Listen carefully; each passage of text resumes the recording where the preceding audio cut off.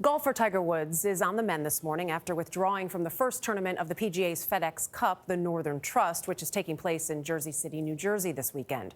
Earlier in the week, I had a chance to catch up with Woods on the course in an exclusive conversation for CBS This Morning. As we walked the 13th hole, we talked golf, legacy, and fatherhood. You know, Tiger's other job, dad to 12-year-old Sam and 10-year-old Charlie. What's your favorite thing to do with them, just when you get your moments to be with them? Just play.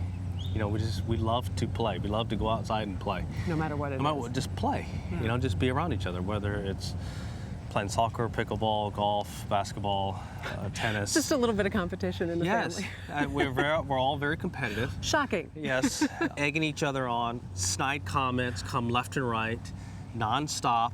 So if you're dishing it, you'll be able to take it. And if you're able to take it, you better dish it. But that's one of the neat things about our sport. You can play for so many different generations. Mm-hmm. You know, I was lucky enough, you know, Jack and I talk about this, you know, every now and again. And when you say Jack? Jack Nicklaus.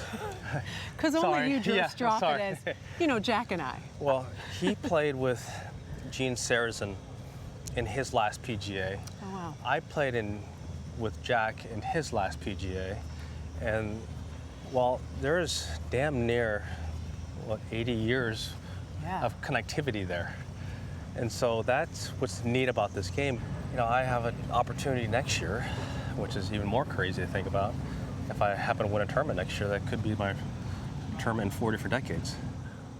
Some of the shift in your foundation started after 9/11. So, you know, we were going from city to city, from town to town, doing junior golf clinics and workshops, trying to show kids there are so many different job opportunities within golf. Well, 9/11 happened. I drove home from St. Louis, where I was, and I realized if I was here, ironically enough, in the background there now,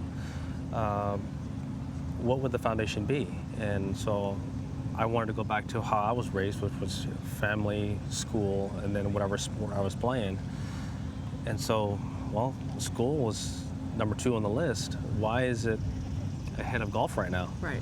So let's flip it. So I told my dad, we're going to flip this thing. We're going into a different direction. And he says, okay, give me 2 weeks. And then all of a sudden, we're off and running, and we're in STEM and creating new curriculum all the time. And now we've got over 50 different avenues for kids, and now it's online. And there's so many different things that, what I do on golf course and hitting golf shots and stuff, that's one thing, and it's cool.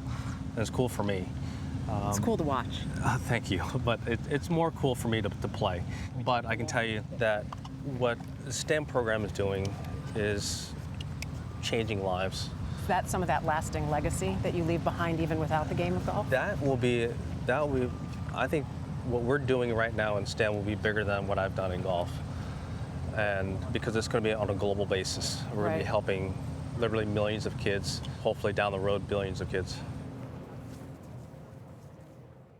And I loved getting a chance to talk with him, obviously, about more than golf. That foundation love that he has is so strong. And there are actual STEM labs that they have. Anaheim, one place, in Florida. They've got a few of them. You mentioned the online courses.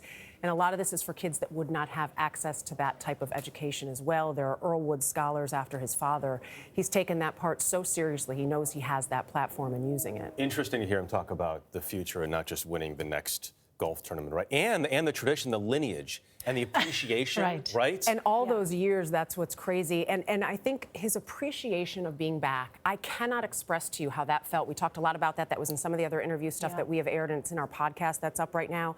He's so appreciative of just being able to play because he couldn't walk at one point. You get that sense watching that. Yeah. Thank you. And don't forget, you can tune in to CBS today, 3 Eastern, for the Northern Trust. It's the first playoff event of this season's FedEx Cup, right here on CBS.